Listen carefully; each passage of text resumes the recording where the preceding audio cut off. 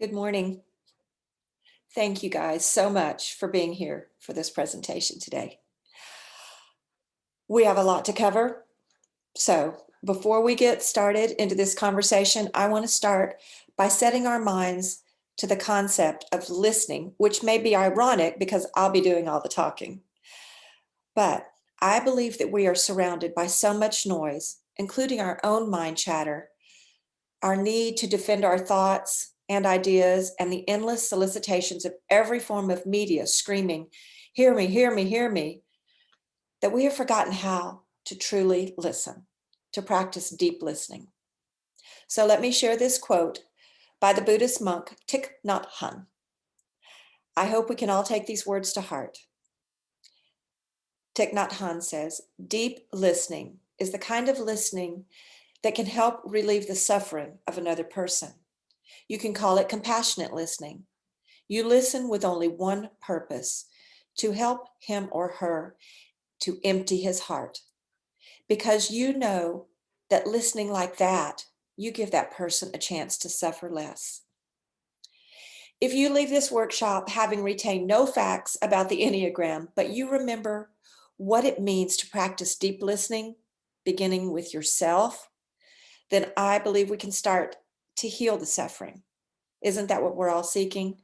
To be relieved of suffering so we can be free to experience deep relationships. For me, the Enneagram has been a doorway into my own suffering. And I am learning to empty my heart and my mind of those voices that have caused me to suffer. I hope today is an opening for you as well.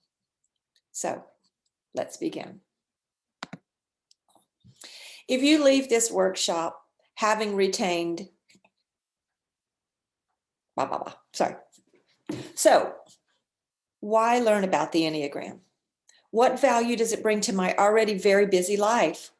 Well, if you're a human like me, I found myself running into a few walls over the past years, and I couldn't figure out why people were so different from me. Why did I see things in ways I thought were so clear and others just didn't? How could I be the only person who was always right?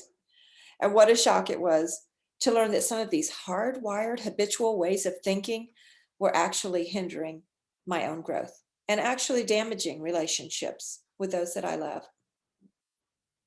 When you better understand yourself, it leads to a better understanding of others. And then you will naturally extend grace and compassion and empathy that will actually enhance your relationships. Isn't that what this is all about? And the second question you may have is, what does this have to do with integral theology? Well, I guess it's because, as Doug has said so often, you cannot leave out a quadrant when looking at the integral map. So let's look at that map.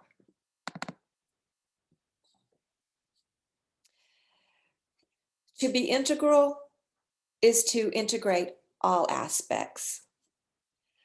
So we do the individual work so we can have the healthiest, most loving, most fulfilling, and respectful relationships.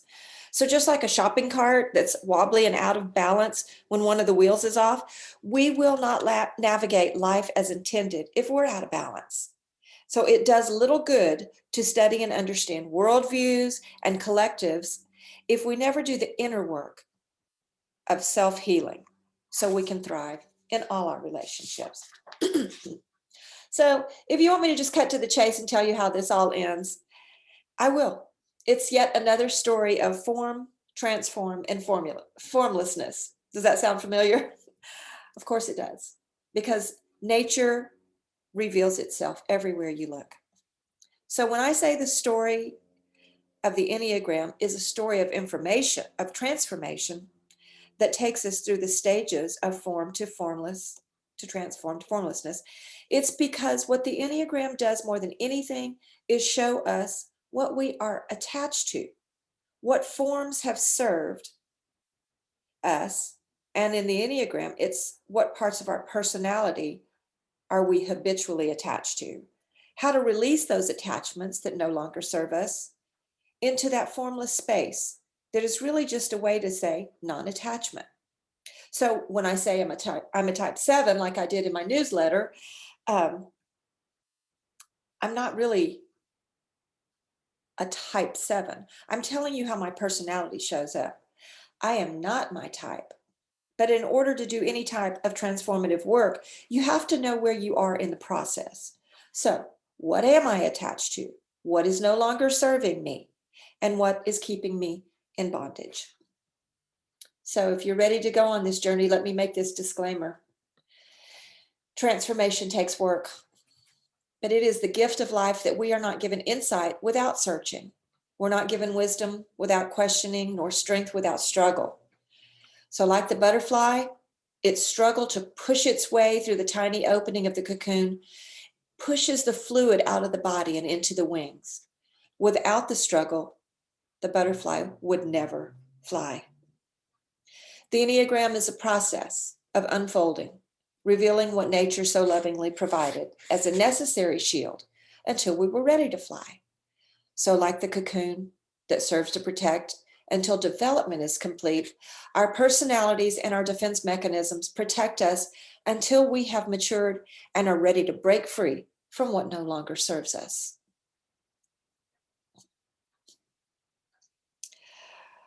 So, here we see the stages of the butterfly. And let me tell you, there is a lot going on in those stages right there. My favorite stage is the caterpillar stage because all they do is eat. What a fun stage to be in. But actually, isn't that kind of like a newborn? That's pretty much all they do is eat and sleep. But the next stage, where that little J hook is there, oh my goodness, what it takes to fold itself up and form a cocoon around itself. I love science. I love nature, but that process is so tedious just to surround yourself with the cocoon, which is so necessary.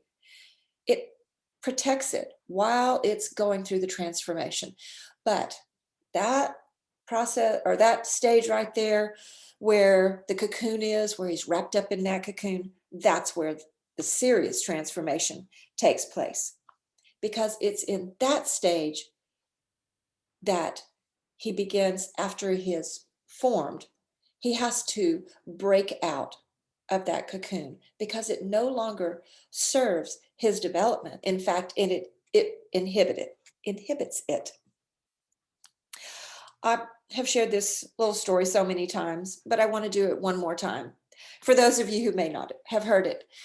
It's the story of a little boy who sees the cocoon hanging on a branch, and he can see that there's a slit. The butterfly's already started to try to emerge, and he sees it's just struggling, it's just trying, it's just, oh, trying to get those wings out, get that cocoon off of him. And so the little boy, who doesn't understand the necessity of that cocoon for the time and the necessity of the struggle to break out of that cocoon, he goes over and he just peels the cocoon open so the butterfly can just fly out without all that struggle. But what happens, it stops the process of pushing that fluid into the butterfly's wings. That struggle to break out of that cocoon forces the fluid into the wings. And without that, he doesn't have the strength to fly. And what happens is he will just curl up and die. We can't break out of what we need to protect us until we're ready. But that is the transformation process right in there. So, because the Enneagram is a complex system, a map of the human psyche that you can't know all there is to know, I like to just start this conversation when I'm talking about the Enneagram by sharing some basic concepts. And I say they're basic, but they're complex. There's a lot of content to this. So, if you're not sure of your type, that's okay. Come back to the second workshop, and then we're going to go over that. And I think you'll probably be able to hone into it by then. So, what we're going to talk about are two concepts. One is called the centers of intelligence, and the other is called stances. So let me start with the centers of intelligence. Oh, let me start with this first. If you did not print this out, this is our very complex worksheet that you don't need to have it, but I think it will help you identify where you are on this transformation or on this journey. So if you don't have it printed out, that's fine. If you want to grab a pen and paper and write numbers 1 through 9 on 3 rows, now you can do that. But I'm going to go ahead and get started. So first, let's talk about our brain, our beautiful brain. Mostly for a lot of time, we've been taught that the brain has 2 sides. In fact, back in a long time ago, we heard the phrase, you're either left-brained or right-brained. You're either logical or more towards the creative side. But actually, we are a 3-centered brain. We have 3 centers of intelligence. And that's what we're going to talk about in this first section, is what I call the centers of intelligence. A lot of times you'll hear it referred to as the triad. And I know I'll go back and forth. I'll probably call it triad many times, but the more you study the Enneagram, you find out we are put in different triads many times. But this triad is, for this session, is going to refer to the 3 centers of intelligence, which are the intellectual center, the emotional center, but we also have that instinctual center. So here is the Enneagram symbol, and here's how the triads or the centers are broken up. And I do that because it's the marks at the dividing of each of the centers. The first one is the body center, and it is made up of types 8, 9, and 1. The head or the thinking center is made up of types 5, 6, and 7. And the emotional or the heart center is made up of types 2, 3, and 4. So let's start looking at the body center. And what I'm going to do is, I'll have this up there. You can look at it for just a second. I'm going to go into a little bit more description of each of these types. And when I'm through describing one of the centers, if that resonates with you, I want you to circle the numbers that are applicable to that center. So in this one, we're going to be focusing on types 8, 9, and 1. And actually, we won't be focusing on the individual types. We're going to just talk about the body center. So if the whole concept of that center resonates with you, I want you to circle 8, 9, and 1. But I'll remind you of that towards the end. So I'm going to use kind of approach this like a comedian named Jeff Foxworthy. Most of us over here in the States are familiar with him. If you're not, he was a comedian. He still is. He still does his thing, but he got real famous, I think, probably in the 80s or so, the 1980s, when he did a whole comedy routine based on this sentence: you might be a redneck if. And he would come up with every scenario under in this world, and it was hilarious. You might be a redneck if you have this car jacked up in your front yard, or whatever it was. So what I'm going to do is say, you might be in the body type if. So let's get started on this. You might be in the body center if you feel the world in your belly. You have what we call gut instinct. Sometimes you can't even put words to it. You just know. You just feel it in your body. But you try to control both your inner and outer world.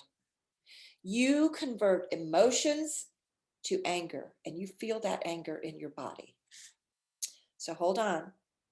You might not resonate with that word anger, but let me give a little bit more of a description. So all of these types, 8s, 9s, and 1s, they're concerned with justice. They are seeking autonomy, but that underlying issue is anger. So why? Why is this their underlying issue? Because each type in this center's perception is that the world is flawed. They're never satisfied with the way the world should be, and that makes them angry. I am not satisfied with the world. And so I display my anger in different ways. So let's go over the ways they do. Type 8s, they say, I am not satisfied with the way the world is, so I'm going to seek to control the world. I need to protect myself by being in control. 8s want control, but most of all, they don't want to be controlled. They use the energy of their body to get control, often standing up against injustice. They believe, in order to be satisfied, I must affect the world. Type 9, they say the world is too chaotic, not peaceful. So in order to be satisfied, I need to get peace. So they try to get it by being unaffected by the world. Like I said, type 8, they want to affect the world. Type 9, they want that peace, so they want to try to be unaffected by the world. They say, I can bring peace by using my body to make my environment and my inner world peaceful. 9s love being out in nature. They love being in their thoughts, and they love being in places that they can feel unaffected. And also, one of the biggest places you can feel unaffected is when you're asleep. So type 9s do not have as much energy, and they do love a good nap. Nothing wrong with that. But that need to be unaffected by the weight of the world is very exhausting sometimes. Type 1s, they have a perception that there isn't enough goodness in the world. So they think, in order to be satisfied, I will make goodness by being good and trying to create goodness in the world. 1s use their body to make things right. They are doers. It's hard to keep 1s still because they like to work to make things happen. So you see how all of these in the body type, they use their bodies in different ways, but they are all in that type that feels that dissatisfaction, they feel that urgency, and they feel it in their body, in their gut. They are very in tune with it. They consider thoughts and emotions. They consider thoughts and emotions. It's not that they don't have them. And if I haven't already said this, which I don't think I did, we have all 3 centers in our being. We do. We just have one that's kind of the dominant, that kind of runs the show. And the whole point of the process of transformation is to say, how can I bring balance? How can I access the other centers of intelligence when necessary? So, but for body types, this is where they live. So I've gone over how each type feels that anger in their body, but let's see how they manifest it. So type 8s, they externalize their anger. And they oftentimes they don't even see it as anger. It's just an intensity. It's a passion. So sometimes 8s feel like, well, wait a minute, I'm very emotional. I must be in the emotion or in the feeling triad. But that emotion is really just an intensity and a manifestation of that hunger inside of them to make the world a better place. So they externalize their feelings. And it often, like I said, they use it to stand up against injustices, but they have a very strong presence. You can be around an 8 and just, you can feel that intensity. So as opposed to type 9s who repress this anger, they often repress it so much they don't even know they're angry. A lot of 9s can probably count the number on their fingers the times they've been really, really angry, but it's in there and they repress it so they aren't affected, so it doesn't disrupt the peaceful environment that they're trying to seek. But really, you can only stuff that anger so long, and at times it will explode. And so when an anger type 9 has just repressed it so long. It's like that pressure cooker. If any of y'all remember the old pressure cooker and the little thing goes, but when the pressure builds, that thing will blow. And people are so surprised because nines appear so calm on the outside. They're like that duck on the pond with it. They're just sailing across the water, but underneath those little feet are just, oh, swimming, swimming, swimming, swimming. But they want that. They want to just float along and not be affected by the outside. So it takes a lot of energy to not deal with anger. So if this resonates with you and you're tired a lot, ask yourself, is there something I am angry about? We'll talk about this later when we talk about the types and why the type 9 um, works so hard to repress this anger and their need for peace in the world. But if this part resonates with you as far as a center of intelligence, just keep this in mind. So type 1s, they internalize anger. Why? Part of that is because they see anger as bad. So if you see the world as flawed and you're trying to make the world a better place, well, then the last thing you want to do is let that anger out because you don't believe that's a good thing, that's a good emotion. So they internalize it. But also, if you don't deal with that anger, it's going to come out. All these emotions that we deal with at different times, if we just stuff any of emotion, eventually it's going to come out somewhere. So for type 1s who want to be good and make good in the world, repressing it eventually will come out as frustration. They'll just, I'm just frustrated, or resentment. They can just begin to resent that things are not the way they should be, because a lot of type 1s most often see things as a right or wrong. And if you are in the wrong, that's very frustrating to somebody who seeks to have good and justice in the world. So a quick overview again. Type 8s, they tend to act out their anger. They express their anger very easily and rapidly. They put up their guard so no one can get through their defenses and hurt them. That's a whole conversation in and of itself. Type 8s can come across as just so hard, but inside, like a good friend of mine said, just a mushy marshmallow. They're very, very sensitive people. All of these things that we're going to go over are when we are not in our conscious awareness. These are qualities that are existing in us before we begin to do the work, before we become objective about the way we function in the world. So what you're hearing is like, if we're at a medium level of health, if lower levels of health look very, very, very different.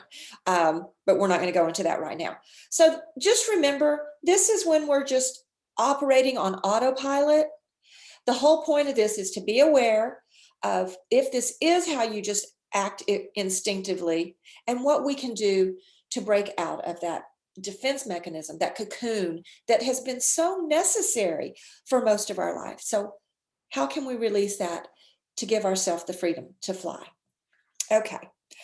Back to the type 8, their anger commonly arises from situations where they or someone else experiences injustice. We cannot get by in this world without people who stand up to injustice, who fight for the underprivileged, who fight for the underdog.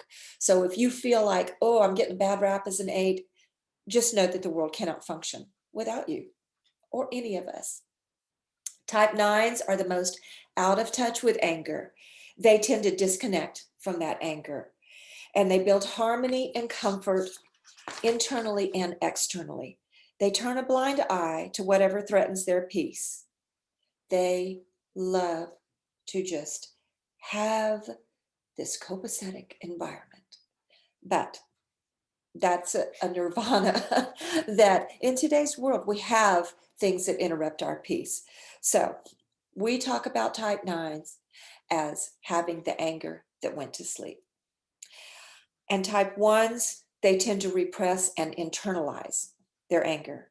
They don't like to express anger externally. They can be very self-critical, and they work very hard to hold back their unconscious impulses. The thing about type ones, they are harder on themselves than they are other people. So if you think you're with a type one and it's like, oh my gosh, they just want everything to be right all the time, let me tell you, that voice in their head is attacking them way harder than they are ever anybody externally. So if they're frustrated, and they can absolutely get outwardly angry, there's no cut and dry. This always happens. This never happens.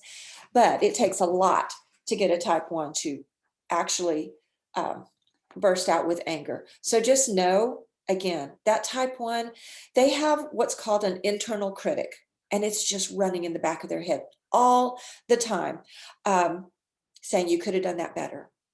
Are you sure that's the right thing to do? So just know, if you're feeling the frustration that they're feeling, it's twice as big in their mind. Okay, so if all of this resonates with you, or a heavy part of it, a big part of it, circle types 8, 9, and 1 on that top row. All right, that was a lot. Let's move on to the heart triad. The heart triad consists of types 2, 3, and 4. So you might be in the heart triad if you feel that connections with others is very important. You worry how you are perceived by others. Feelings, feelings, feelings. You may have a hard time asking for help.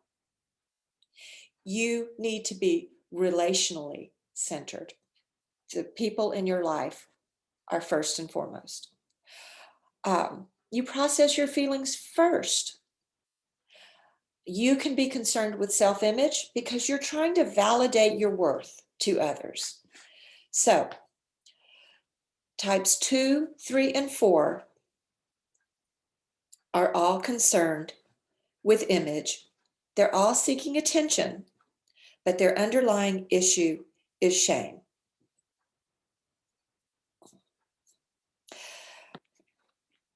If you remember the diagram where the body triad sits at the top, well, the lower two centers, which will be the head and the heart, we're dealing with the heart now, they look up at the body triad. So imagine, if you will, they're looking up and they're saying, well, if the world isn't good, peaceful, or safe, then they ask, what does this mean for me?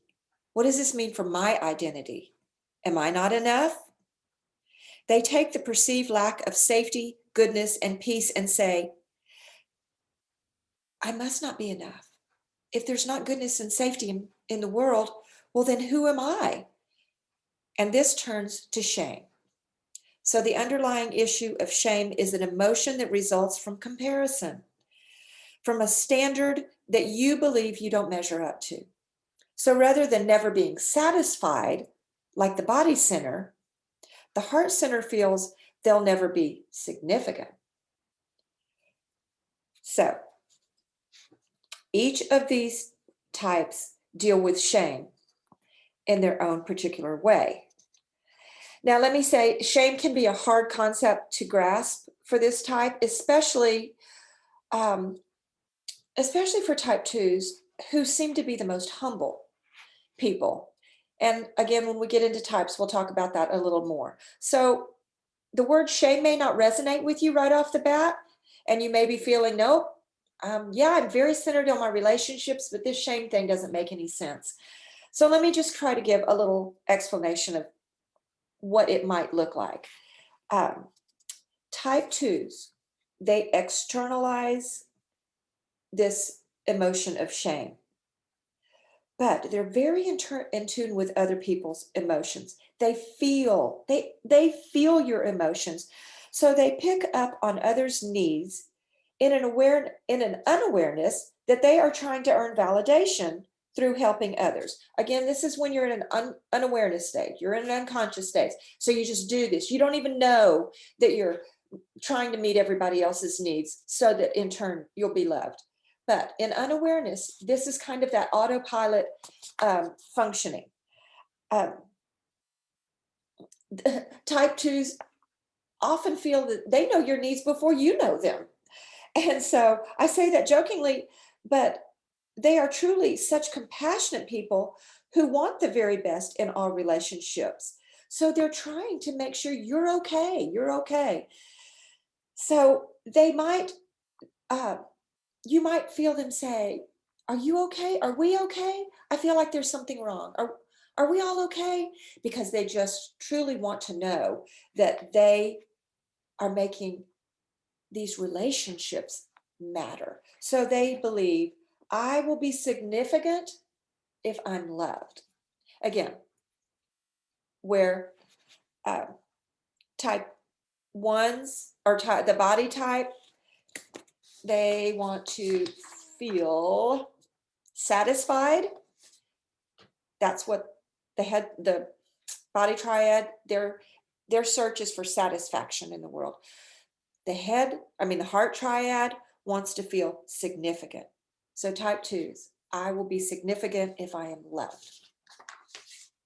Type threes, they're in the middle of the feeling triad.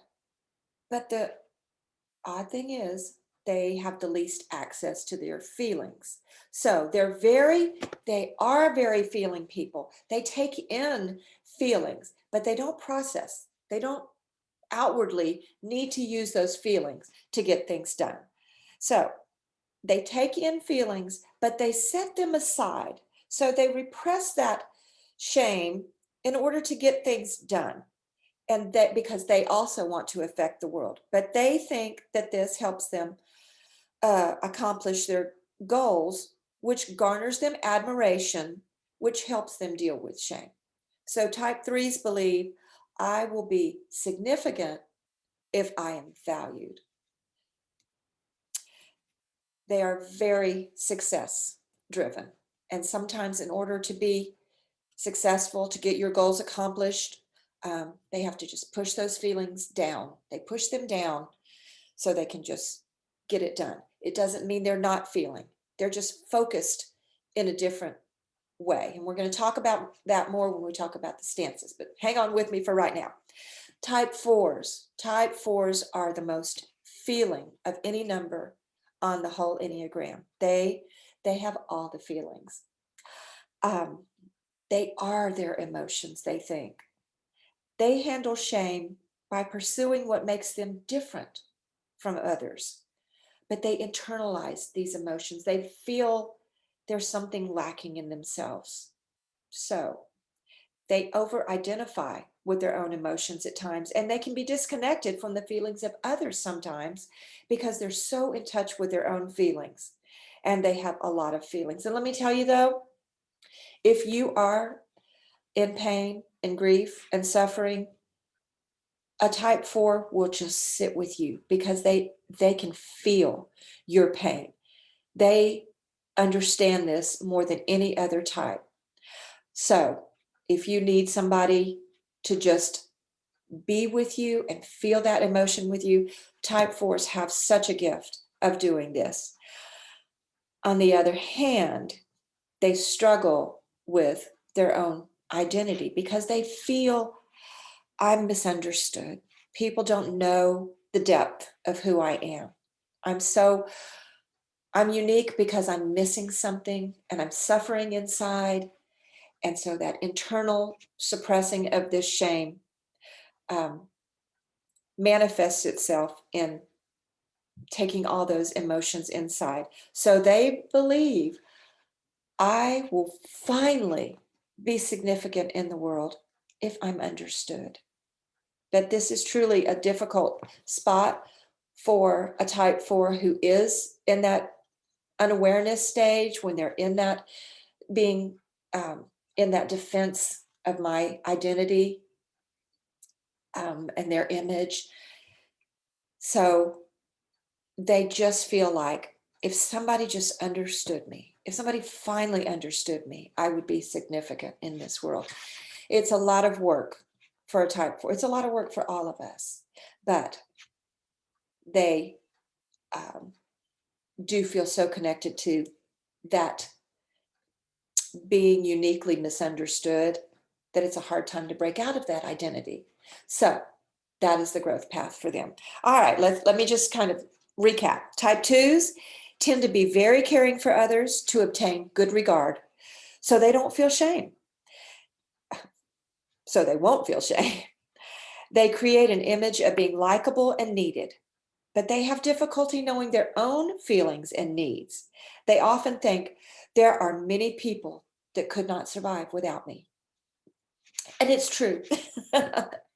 But that's another place that we'll talk about later. Type 2s have a hard time acknowledging their own needs because they're so focused on the needs of everybody else. Type 3s are the most out of touch with their feelings. They need positive feedback and affirmation from others. They find their value and self-worth through accomplishment and performance. And they do this so they resist feeling shame. They tend to project an image of success, and they seek the admiration of others and are very goal-focused. Type 4s tend to look for reasons why they are unique and different compared to others. They create and sustain moods and use their emotions as a way to defend against rejection. Through dramatizing their losses and hurts, they avoid deeper feelings of shame, and they draw attention and pity from others. So, if this resonates with you, circle types 2, 3, and 4 on row 1. Okay, maybe this resonates with you personally, and maybe it resonates with someone you love. And you begin to get a little insight into the feelings and the understandings and the processing of the world through their lens. That's what this growth path is about. Learning our own way of seeing so we can be empathetic to those who see differently than we do. So let's move on to the head center. Types 5, 6, and 7. You might be in the head triad if you make a lot of mental connections. You live by a specific plan. You keep thinking about something after others have already moved on. You might be suspicious of others' motives, and you like to observe. You worry that you are wrong.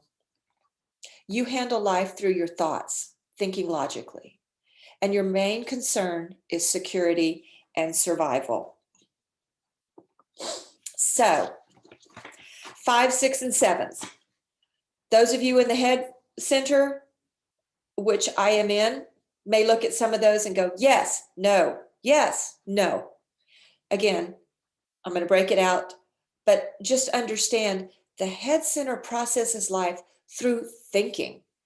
Thinking. Oftentimes, we will put aside emotions and we'll put aside getting things done, which we'll talk about more when we talk about the specific types. But just for right now, understand that the head center obviously processes through their thinking. Their world is inside. So they are 5, 6, and 7s are concerned with strategies. They're seeking security in the world, but their underlying issue is fear. So let me go back.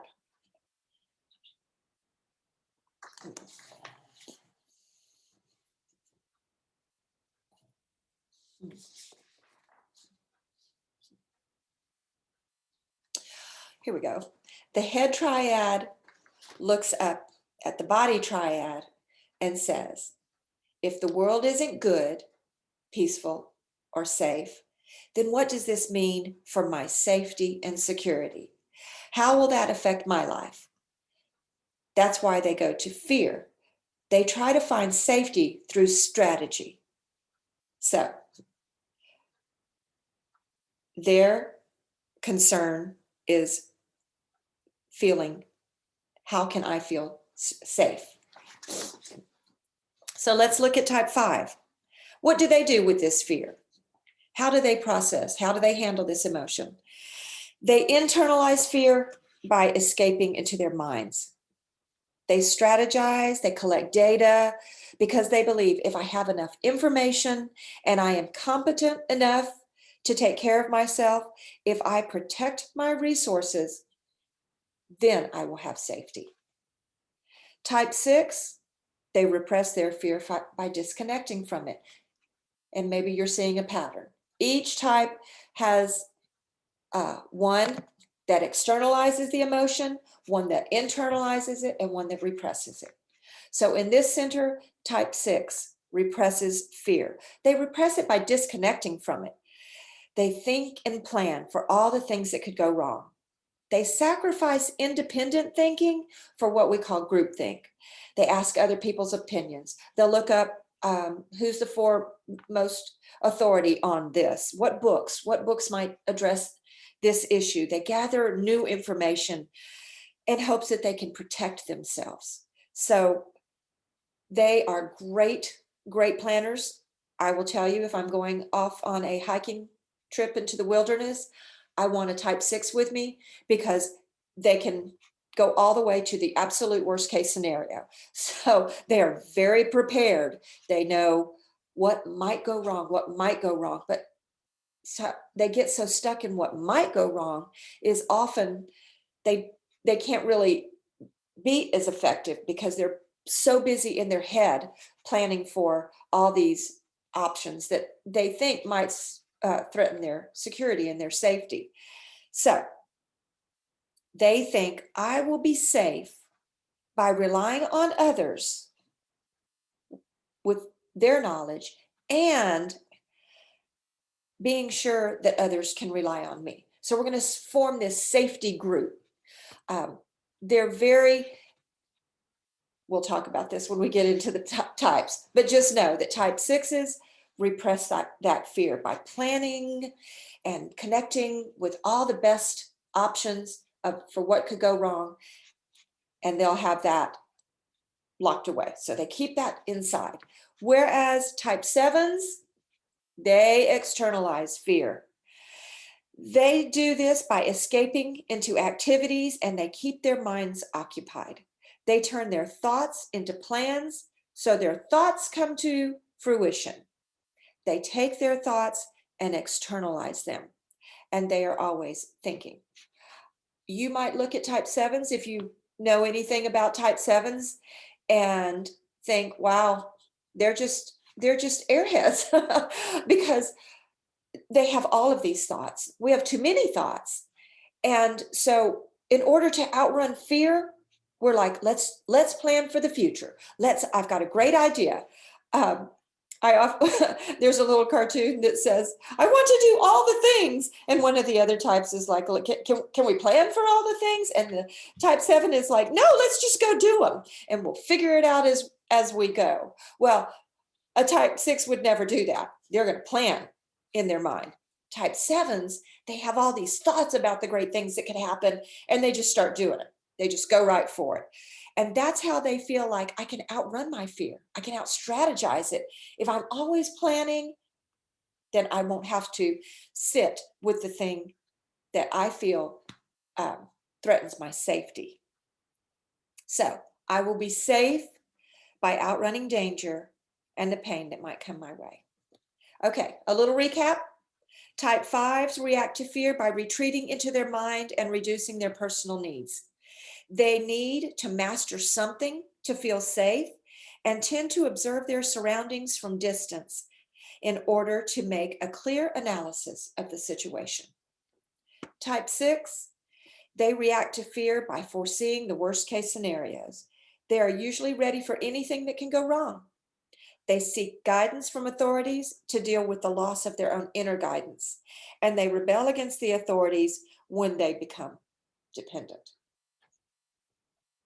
Type 7s react to fear by trying to turn uncomfortable situations into something exciting and new so as to avoid feeling fearful. They feel being trapped in emotional pain and grief and anxiety, and they escape into activity and anticipation of activity. to keep their minds occupied. So if this, if all of it, part of it resonates with you, then I want you to circle types 5, 6, and 7 on that top row. Whoo, that's a lot of information to take in. But I believe understanding the foundation of just these centers, how you process your thinking and your doing and your feeling, and what you do with those, how you manifest that in the world, that is such a big opening into, oh my gosh, I do see myself. I do see where that might hold me back, or where I might come across as angry or needy or flighty. Any of those different things, and there are a lot more. But the point of this is to begin observing our habitual patterns, our habitual ways of thinking, and maybe get off autopilot and reprogram a little bit. You know, the funny thing is, we can do that. We're the only ones that can actually choose to think differently. So I want to go into the second part of this, which is called stances. Let's take a deep breath. And we're going to go into this second row. And this isn't going to take nearly as long.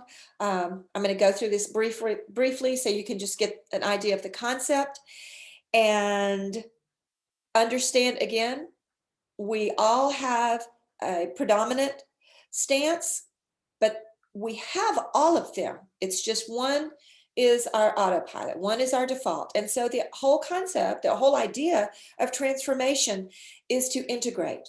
Let's go back to that. We don't want the wobbly wheel. So we want to integrate. In the centers of intelligence, we want to be able to, if we're in the thinking triad, access our feelings. It takes work for some of us to actually access those difficult feelings. If you're in the body triad, you might want to think about, how do I detach? Or where might I need to slow down and think about this or feel a little bit more? So what we want to do is see, how can we become integral beings? Okay, I'm going to go back to screen share. And we're going to go into stances. Okay, so what are the stances? What does that even mean? Well, to begin with, let me tell you, there are 3 stances. One is called the assertive. Sometimes they're called the aggressive. I like assertive because I'm in that stance. And if people say I'm aggressive, that can come off as making me feel defensive. That's just my own, that's my own issue, isn't it? So, but there's an assertive stance. There's one that's called dependent. Again, this is what the language is in the Enneagram books in the world. And if you're reading that and hearing that, that's what it's been labeled for years and years. I prefer to call it a cooperative stance or an interdependent stance. And I'll tell you why in just a minute. And the third one is the withdrawal. Okay, so what do these stances tell us? Why do we have to know what they are? So what the stance tells us is what's the speed we move at through the world. And it also tells us our sense of ourself and our orientation in relationships to others. Now, I want to make just a little side commercial here and say that we constantly hear, don't type your children. You can't type your children because they haven't fully developed yet. And their environment will, produce whatever their type is as they grow along. I think we're born with our type, and I think our environment nurtures and either brings our defense mechanisms into a stronger way of being, or it helps us to see the world in a more beautiful way. So we consider all of these factors in growing up. So children look different at different stages of life, even though, in my opinion, they're born with their type and how their personality manifests. But why I'm bringing this up right now is, when I go over stances with you, I think it's important to see, especially if you have children or grandchildren, or if you're a teacher, to be able to notice, oh, yes, this child is in the withdrawing stance. And while that might be great on one hand, wow, oh, they love to go into their inner world, they love to read, they're they can't stay stuck in that one stance. The idea is to be able to have all of our centers, all of our stances integrated. And especially if you see a withdrawing child, if you see one that's in what I'm going to show you as the dependent stance, sometimes they can become little people pleasers. So if you're in elementary school and you see your child and you just think, oh my goodness, they're just the most loving, caring, giving children. Well, they will give. They'll give their pencils away in school. They'll give their papers. They'll give their lunch. They'll just give so they can feel that they're accepted, that they're loved. And being helpful and helping others and attending to their needs is wonderful. It's a great quality. But if left unchecked as a child, then they can become the child who actually becomes unaware of their own needs when they're so focused on those of others. And they can easily be taken advantage of. So just to understand these stances, withdrawing, the assertive, we're going to go over that in just a minute. It's wonderful to be assertive, but it can also come off as bullying at times if left unchecked. Okay, so how we move in the world. The aggressive stance, numbers 3, types 3, 7, and 8 are all in this. And see, this is another triad. So they are grouped into the aggressive stance. Again, you're going to see within each of the triads that I showed you, the body, the head, and the heart, one from each of those stances is going to be assertive or aggressive. One is going to be withdrawing, and one is going to be in the dependent. It repeats itself through each pattern. So if you are in the assertive stance, look, I wrote aggressive. I wish I hadn't done that. If you are in that stance, you move very fast in the world. And your sense of who you are, your sense of self, is that you move independently because you have a desire to affect the world. You're autonomous. You want your way. You want to be your own person in the world, but you move against the world. You're not like considering everybody else's feelings in this because you have something to get done. You truly want to make a difference in the world. So the aggressive stances are very fast moving. They move against the world with ease. And they have an easy time making decisions quickly. They are quick thinkers. If you have lots of energy, you might be in this stance. If you have your own ideas and are focused on advancing those ideas, you might be in this stance. You like to reframe and reshape situations. You are upbeat, you're optimistic, and you make people feel safe. But you don't intuitively connect with the feelings of others because you're about control. You often feel that others move too slowly for you. So, your sense of self, aggressive types move independently because they have a desire to affect the world. They're autonomous. They move quickly to avoid too many feelings so those feelings don't get in the way of making an impact. If this resonates with you, then circle on that second row, circle numbers 3, 7, and 8. Yes, circle all 3 of those numbers. So in the top row, you should have a group of 3 that circled. In the second row, you're going to just circle individual numbers. Circle the 3, the 7, and 8. Now, let me tell you, as I go on, you might be like, oh, well, that one resonates with me too. That's okay. If you feel like everything resonates with you right now, that's okay. But just, you'll lean into it more when we get into the types. But listen for clues right now about something that it just hits you hard. It's like, yep, that's how I move in the world. I'm fast. The second stance is called the dependent stance. which I already said I prefer to call the cooperative, or maybe even interdependent stance. So those numbers are 1, 2, and 6, and they move at a more moderate, a more medium rate of speed, because their sense of self is that they are connected with others. So they know, or they truly sense that what I do, my movement affects your movement, and your movement affects mine. They see that they are dancing as a unit, dancing together with the world. Whereas the assertive types, they're just kind of off in that single dance. They're doing their own thing. The dependent and the interdependent see that we move together. And so the dependent or the cooperative stance, they move towards others in their thinking, how their actions affect others, and the results their actions might make in the world cause them to, it gives them pause. They don't just act on impulse. They consider what their effect does, or what their actions, how might affect others. They see themselves as interconnected and consider what they do, how what they do will affect the world, and how the world affects them.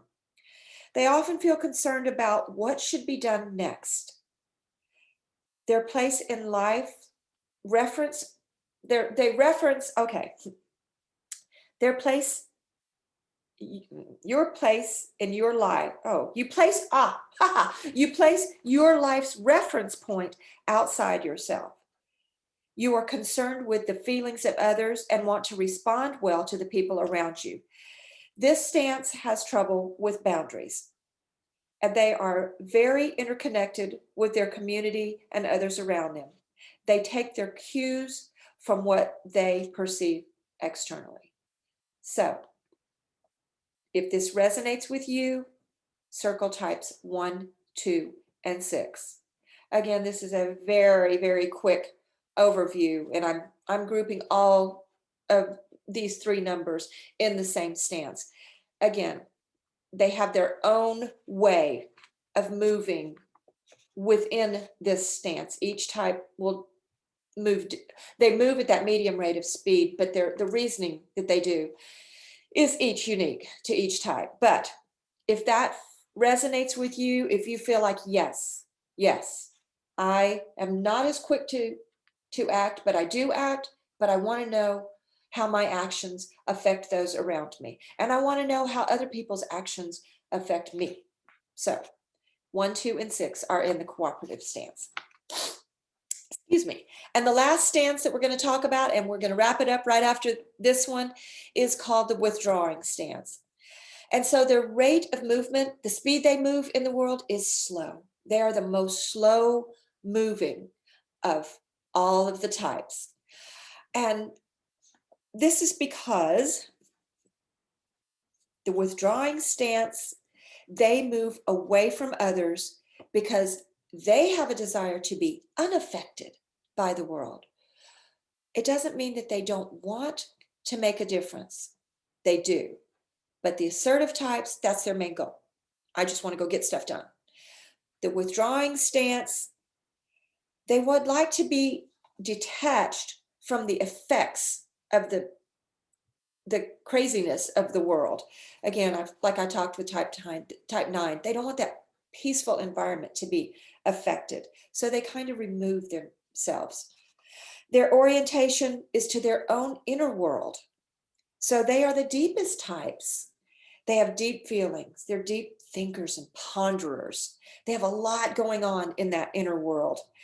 And it's hard to move quickly because there's a lot of substance to what they think.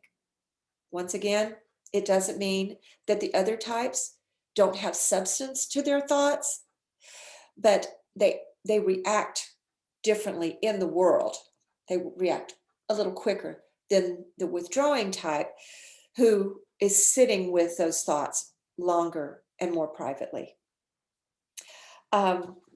They are independent. They also are autonomous, but they're not aggressive, which means they count on their own strength.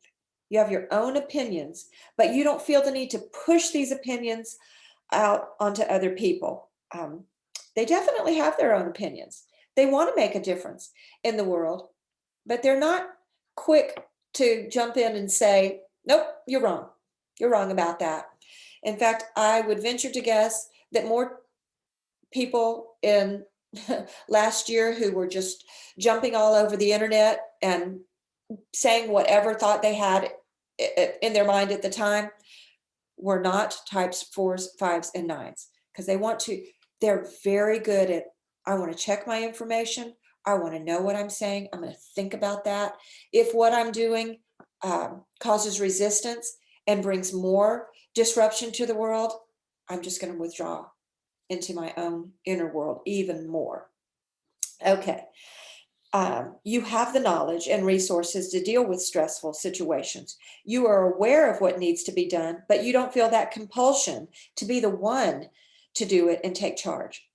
They have a very rich inner world, a sense of imagination, and a deep thought life.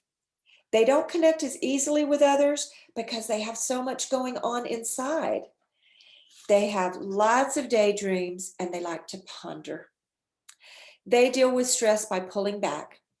They step back, think it over, feel it over before jumping in. So their sense of self is, I want to collaborate. I want to consider others' ideas and needs, but they stand apart and observe. So their desire is to disconnect from the chaos by pulling into their thoughts, feelings, and solitude. An independent stance that stands alone, as opposed to the assertive types who are moving against people. This type has strong opinions and they'll consider others' opinions, but they're pretty sure of their own knowing.